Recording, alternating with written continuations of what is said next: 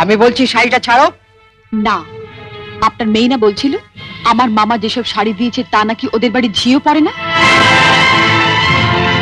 তামা, আপনি আপনার মেয়ের বিয়েতে এমন একটা শাড়িও দিতে পারেননি যেটা পরে রন্টুর বউ ভাতে যেতে পারে? আপনি তো দেখছি মা আমার মামার চেয়ে বেশি বিক্রি। কি কি বললে তুমি আমার মাকে? বুকে খুব বাজলো না?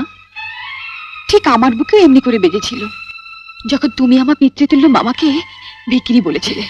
চুপ কর ছোট। না, তুমি তো যত নষ্টের গোড়া। ও আসার সঙ্গে সঙ্গে 7 তাড়াতাড়ি কেন নিজের ঘরে নিয়ে এলে এবার বুঝতে পারছি। এর মধ্যে ওর কালে বিষ ঢেলে দিলে। দিদি কোথায় বিষ পাবে যে ঢালবে? আপনি আর আপনার মেয়ে তো বিষের জমিদারি নিয়ে রেখে দিয়েছেন। ছোট, শাড়িটা দিয়ে দে। না, আমার মামা খুব গরিব।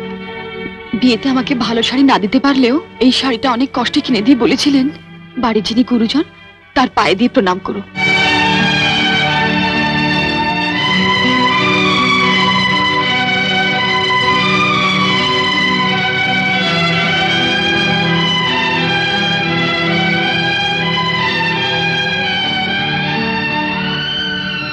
এ কি করলি হতভাগী?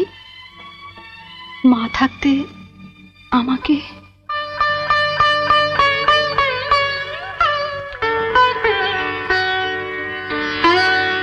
ছোটবেলায় মাকে হারিয়েছি।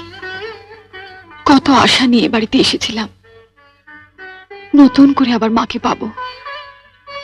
কিন্তু বড়দি, ওনার যা মূর্তি দেখলাম এ তো মায়ের মূর্তি নয়।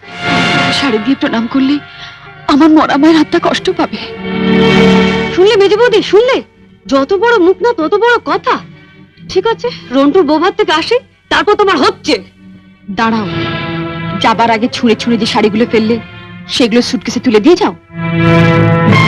তুমি বড়লোক বাড়ির বউ, তোমার বাড়িতে 10-20টা ঝি থাকতে পারে, কিন্তু এই বাড়িতে তো ঝি নেই, তাই কাজটা তোমাকেই করে যেতে হবে। কি হলো, তোলো। ছেড়ে দে ছোট। তুমি চুপ কর বড়দি। রন্টুর বউ ভাতে যেতে গেলে কিন্তু এই কাজটা করে দিয়ে যেতে হবে ঠাকুরজি। আমার বাড়িতে? মা, কি ডাকাত মেয়ে রে বাবা। যাই, ওনাকে বলি গিয়ে যায়। তুমি কোথায় যাচ্ছ? শাড়িগুলো তোলো। মেজে বৌদি, ও বড় বৌদি, ছাড়। ছেড়ে দে ছোট, ছেড়ে দে। নইলে কিন্তু রন্টুর বউ ভাতে যেতে দেবো না। তোলো।